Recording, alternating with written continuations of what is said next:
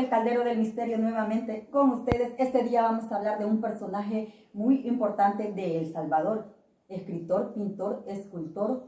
Él es Salarrué. Max.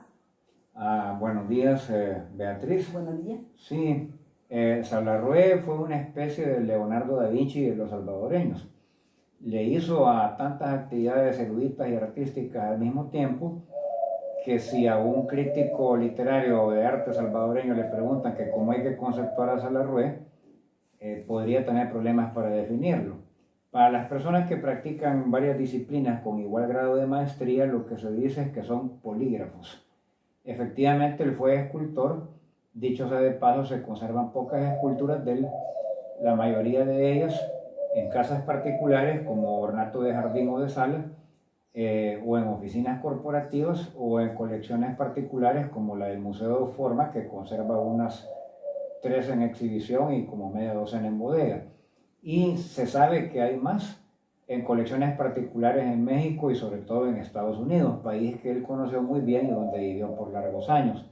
Pero la parte de escultor de él casi nunca la tocan. A él le gustaba mucho esculpir en madera, cosa que como era teósofo y también de creencias budistas, dicho sea de paso, la teosofía no es más que una adaptación del budismo a Occidente, hecha por Elena Petrovna Blavatsky, el coronel William H. Alcott, y en El Salvador el Arrostó y Annie Besant en Inglaterra. Son unos occidentales que fueron a la India, tomaron el budismo y lo adoptaron, y Salarrué no lo agarraba solo de fines de semana o para presumir en fiestas, sino que vivía conforme a esas normas.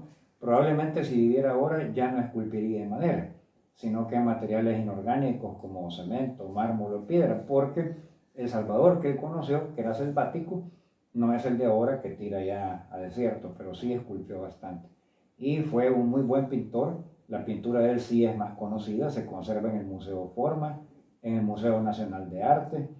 Hay pintura de él en el Museo de San Diego, hay en el Museo Nacional de Arte e Historia de México, en el Museo de Bellas Artes de México hay un cuadro de él, y en varias galerías de acceso público de Nueva York. Él pintaba muy bien, aunque un poco raro.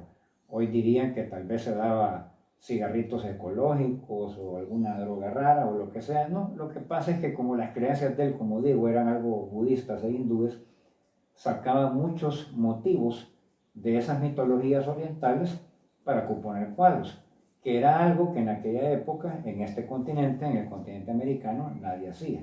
Por eso es que la pintura de él se ve algo rara. Sí, porque Salvador Salazar Arrué, así es su nombre, sí, ¿verdad? ese era su nombre de bautismo. Pasó a ser Salarrué porque como también era escritor, y por cierto comenzó escribiendo en periódicos.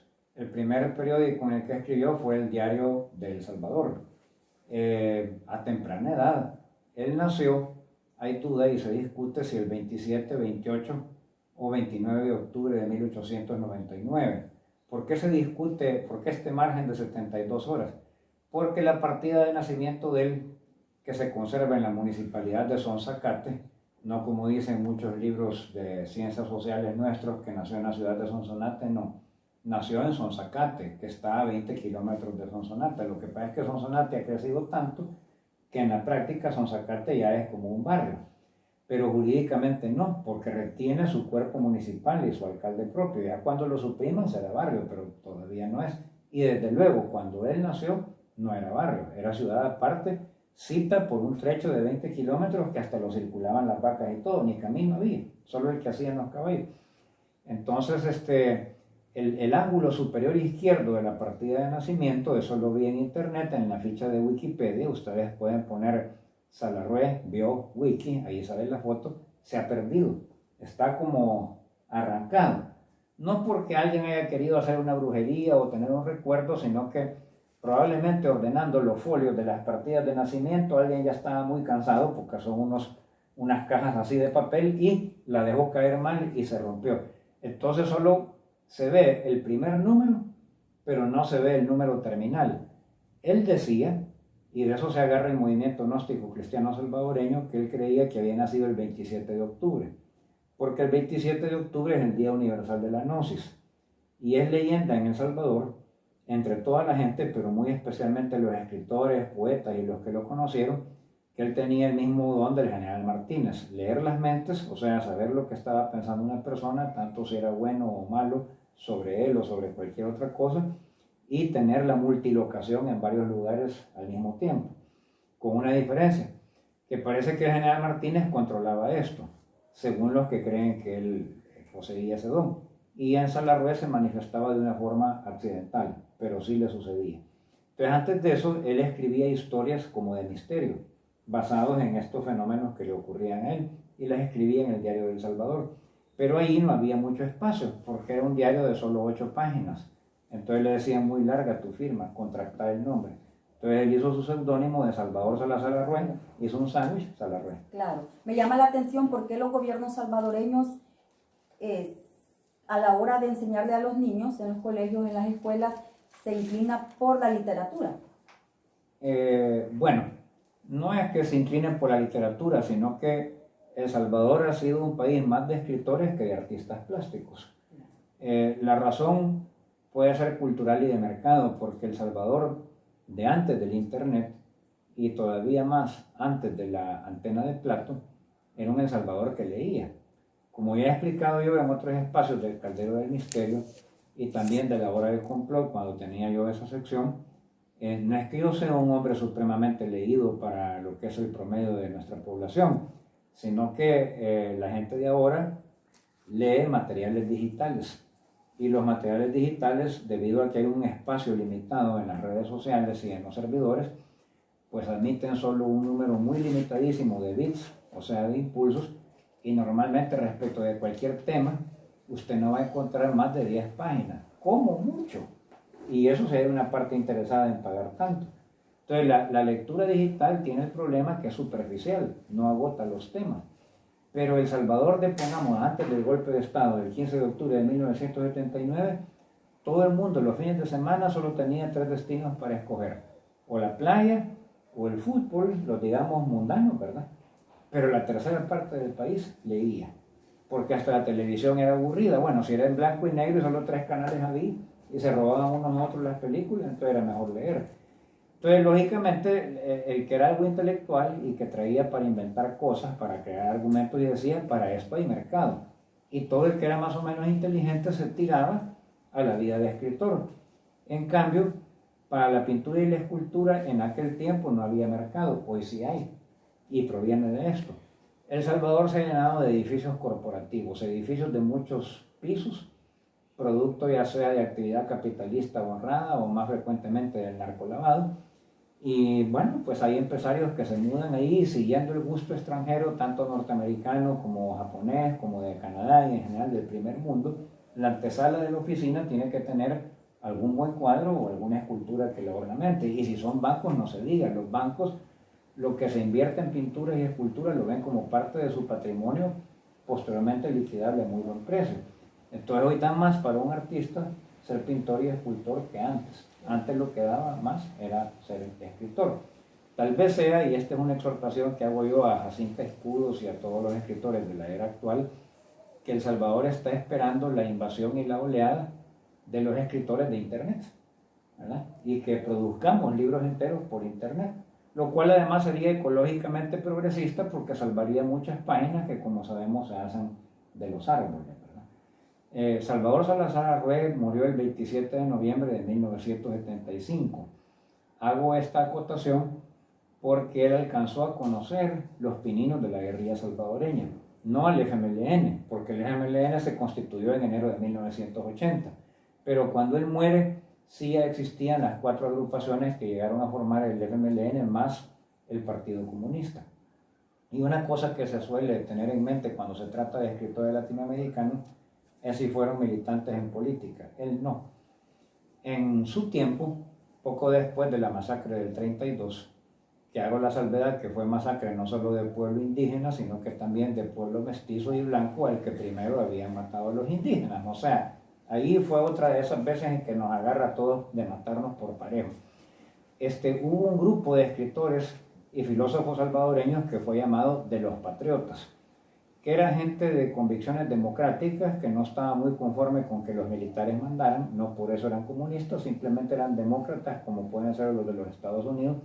Había mucho masón ahí también, y también había miembros del Partido Comunista que se salvaron, porque las cortes marciales de Martínez tuvieron esta virtud, que ahorcaron o fusilaron a los comunistas que tuvieron parte activa en el levantamiento.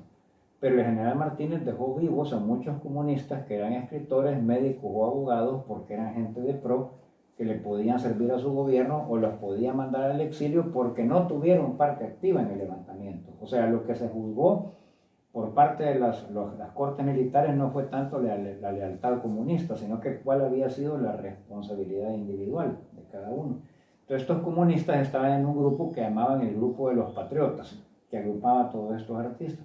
Y ellos sacaron un campo pagado en el Diario del Salvador y también en otro diario que existía antes aquí, que era el Diario de Centroamérica, que era un diario que abogaba mucho por la unidad centroamericana, y lo sacaron también en la prensa gráfica, donde se exhortaba a Salarrué y a otros artistas salvadoreños que no se habían pronunciado sobre el levantamiento y sus consecuencias, que tomaran una posición política.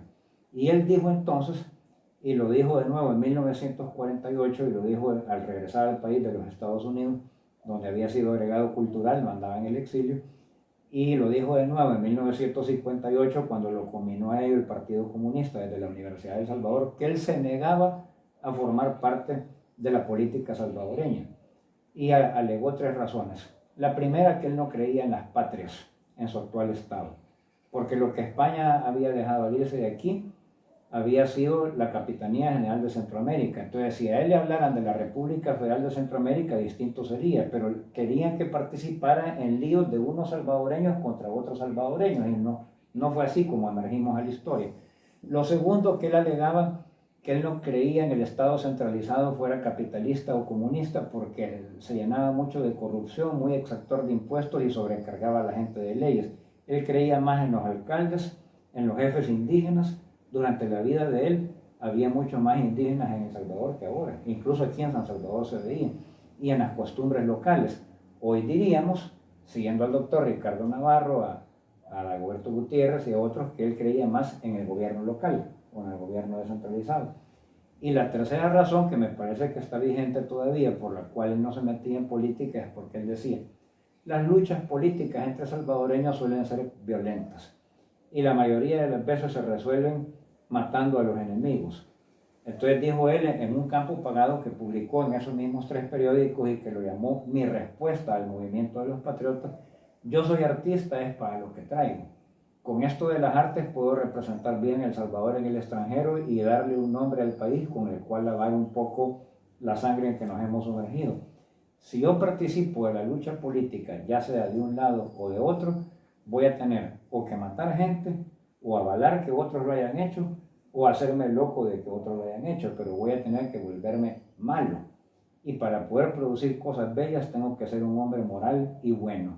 Entonces, ¿quieren ustedes ensuciarse? Participen en política. Yo no quiero, pero quiero dar, aquí viene la maldad de Max Brano. El papá de Salarrué era de origen alemán, y dicen las malas lenguas, que para mí serían buenas, que era simpatizante de Adolfo Hitler. Y el papá de Salarrué vivió bastante, murió hasta el año 49, o sea, 4 años después de la Segunda Guerra Mundial, y Salarrué lo quería mucho. Es posible que el papá, simpatizante como fue de un gobierno ultramilitarista como fue el de Hitler, le haya dicho, mira, no te pelees con los militares porque ellos a su modo también son un factor de progreso. ¿En qué me baso para esto? En 3 cosas. Hay un cuento de Salarrué que es positivamente pro-nazi. Cualquiera que lo vea va a ver que hay simpatías ahí, por lo menos por el ejército alemán, aun si no menciona a Hitler, que se llama El casco nazi, que es un cuento paranormal. Y aparentemente fue cierto, de una casa donde había un casco nazi que lo habían puesto de cabeza y lo ocupaban de maceta. Y ahí habían sembrado un arbolito de rosas. Entonces el árbol era normalmente de rosas blancas todo el año, pero cuando llegaba la fecha en que habían matado al pobre soldado que lo había usado, se teñía de rojo, ¿verdad? Y a veces en esa casa celebraban sesiones espiritistas, dice él en el cuento, y de repente el médium empezaba a hablar en alemán. Entonces una vez llevaron a un traductor y contó la historia, la vida y las aventuras del que había sido poseedor del casco, que casualmente había sido un médico de campaña. Entonces dijo, cualquiera que tenga el valor de usar el casco tendrá también el poder de curar, incluso en situaciones de conflicto, pero tendrá que tener también mi fin. Entonces el casco lo dejaron siempre de maceta para el rosetal. Todo el argumento del cuento revela una simpatía para el ejército alemán, especialmente el que operó en la Unión Soviética. Hay otro cuento muy pro-nazi de él que se llama La sed de Slimbader, que es de un marinero alemán, alcohólico, que anda por los océanos del Pacífico del Sur, y realmente a él no lo mata el alcoholismo, a pesar que era un alcoholismo muy grave, sino que estalla la Segunda Guerra Mundial y se tiene que incorporar a la Marina Alemana, a la fuerza de submarinos, y no se vuelve a saber de él. Entonces la moraleja del cuento es, mata más la guerra que el alcohol. Pero es interesante el personaje que agarra, ¿verdad? Un explorador alemán que finalmente respalda a su gobierno en la Segunda Guerra Mundial. Y la tercera razón en que me baso es que él fue 2 veces cónsul de El Salvador en los Estados Unidos por parte de gobiernos de derecha, y siendo cónsul respaldó el esfuerzo de neutralidad de El Salvador de no declarar la guerra a Alemania. La primera vez fue entre 1914 y 1918. Si recordamos, esos fueron los años de la Primera Guerra Mundial. Él era cónsul cultural en los Estados Unidos, un cargo que crearon especialmente para él, para que tuviera de qué pagarse sus estudios en el colegio jesuita de artes nobles y posteriormente en el de Danville, en Virginia, que era ya un colegio laico. Y en esa fecha se discutió mucho en el gobierno salvadoreño si se acuerpaba a los Estados Unidos, Inglaterra y Francia en declarar la guerra a Alemania. Y se llegó a la conclusión que no era nuestro pleito y que íbamos a permanecer neutrales. Para la Primera Guerra Mundial El Salvador fue neutral. A él se quedan cartas de Salarrué donde se le pedía su opinión. Y él fue de la opinión de no meterse en ninguna guerra, ¿verdad? Claro, alguien diría por pacifista que era. Bueno, pero ¿a quién benefició esa conclusión? Cuando gana Martínez, los primeros 3 años del gobierno de Martínez, él no lo topaba y no lo veía. Pero después Salarrué ingresa en una sociedad semisecreta que hay aquí, ocultista, que se llama de la Teosofía, que ahorita está en vías de extinción. Quizás solo 13 viejitos pertenecen a la Teosofía en El Salvador, pero en aquel tiempo agrupaba varios miles de personas sin llegar a ser una religión, pero tendría sus 2000 adherentes. Cuando entra Salarrué a la Teosofía, se encuentra con que el general Martínez ya era miembro. Entonces allí se hicieron amigos, porque encontraron que tenían los mismos dones, ¿verdad? Entonces Martínez dijo, eso se lo dijo a mi papá, consta en biografías de Martínez y en cartas que quedan de él, que consideraba a Salarrué un poco excéntrico, algo, digamos, que le faltaba 5 para el peso o pasaba mucho en las nubes, pero reconocía su talento como artista. Entonces dijo, este hombre me puede servir mucho a mí con los gringos en los Estados Unidos, porque con las dotes paranormales que tiene, siempre va a saber lo que el embajador americano, el senador, el congresista o el político está pensando de El Salvador y mi gobierno. Y lo mandó de nuevo de cónsul, esta vez plenipotenciario, a los Estados Unidos. El poder de Salarrué como cónsul de los Estados Unidos fue tal que ni siquiera lo tenían en Washington, sino que en Nueva York, que como no ignora nadie es la capital financiera de los Estados Unidos. Ahí promovió mucho a los artistas salvadoreños, a los escritores salvadoreños, a los pintores, a los escultores. La literatura salvadoreña en época de Salarrué fue muy leída en los Estados Unidos gracias a él, y fue lo que él se propuso. Debo decir que la sociedad norteamericana en aquel tiempo era diferente. Primero que nada, era mayoritariamente blanca. La población de origen mexicano y negra también existía, pero casi no salía de Luisiana y de los estados que Estados Unidos le arrebató de México. En Nueva York era mayoritariamente blanca. Y se estimaba en esta población blanca de clase alta republicana como cosa de gran caché y de gran tupé hablar español, buen español y escribir buen español. Entonces, lo que Salarrué logró fue que la literatura salvadoreña fuera tan apreciada en las universidades norteamericanas de clase alta como lo era, por ejemplo, la chilena, o la argentina, o la de España. Ahora alguien va a decir, ¿y eso en qué nos beneficia? De una manera que Salarrué no se propuso, pero que los gobiernos militares supieron aprovechar muy bien. Todos recordaremos que cuando Colombia promovía su café con un señor campesino con un burrito que iba detrás, que hoy ese personaje ya lo soltaron porque la publicidad que lo creó llegó a la conclusión que ya había saturado y que las marcas de café colombiano ya son archiconocidas. Pues nosotros no tuvimos ese personaje campesino del burrito, no se nos ocurrió. Lo que teníamos eran nuestros escritores. Entonces los carteles de promoción del Salvador, editados por Martínez y los coroneles y generales que llegaron después, sacaban los volcanes, el café del Salvador y un escritor salvadoreño con pluma, que era lo que se estilaba en aquel tiempo, cuando no había computadora, con su taza de café. Y la taza de café tenía la marca, ¿va? Doreña, Listo, Cuscatlán. Muy buena propaganda. Entonces, esa parte no la vio Salarrué, pero como él promovió tanto el escritorado salvadoreño, el café salvadoreño pegó primero en las universidades y colegios de clase alta.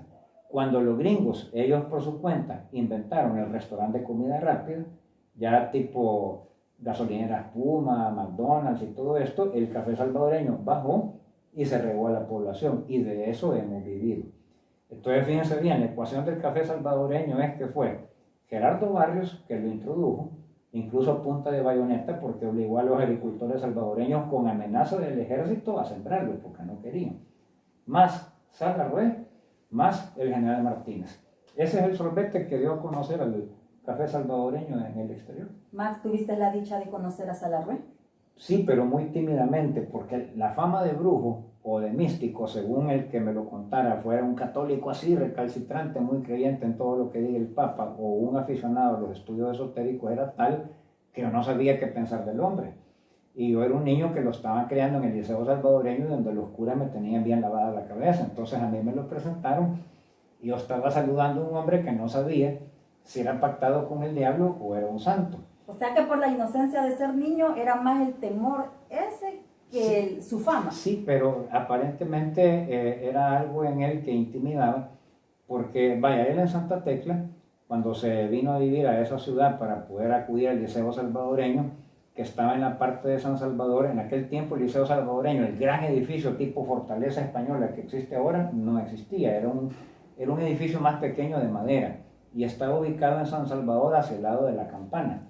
Un centro comercial que hay ahora, que antes era como un paseo de los capitalinos, o sea, quedaba a la entrada de Santa Tecla. Él, para poder estudiar ahí, se tuvo que mudar a Tecla, a la casa de unos primos, y uno de ellos, que era el famoso Rus, caricaturista de toda la vida del diario de hoy y de la prensa gráfica, decía que la belleza de él como hombre era tal que hacía pensar en algo así como un arcángel. Eso es lo que a mí me dio la impresión cuando lo conocí.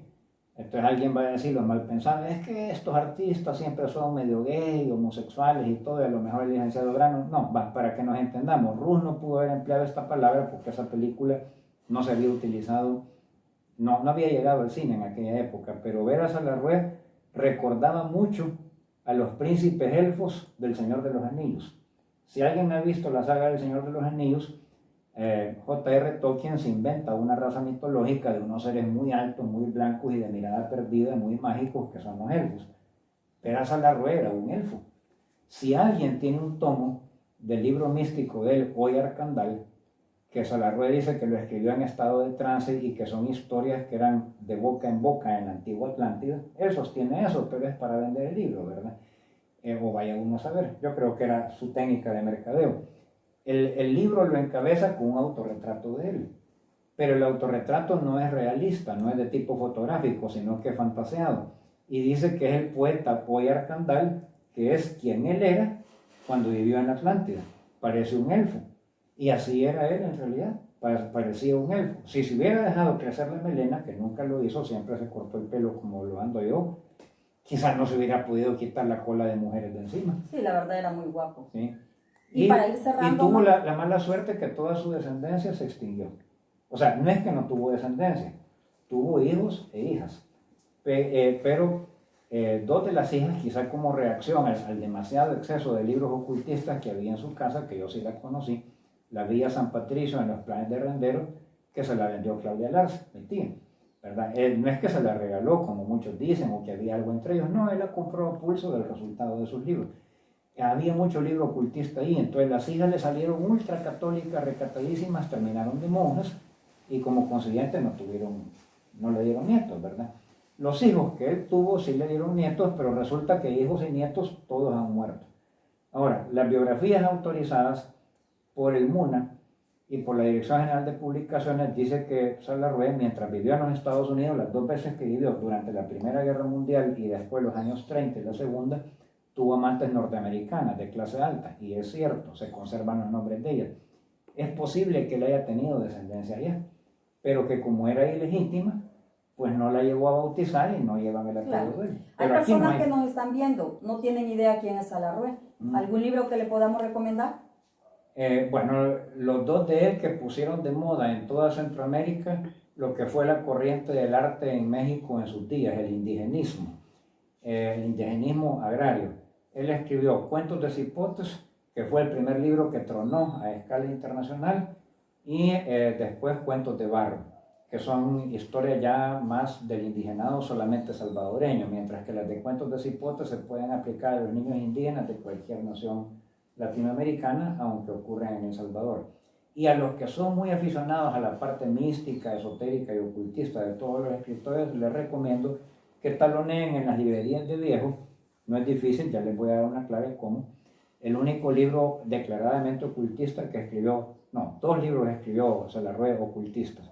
Uno, Hoy Arcandal, y otro que se llama Eso y Más, que es como de casos parapsicológicos, que él da a entender que están novelados, que están fantaseados, pero que tienen una base de verdad.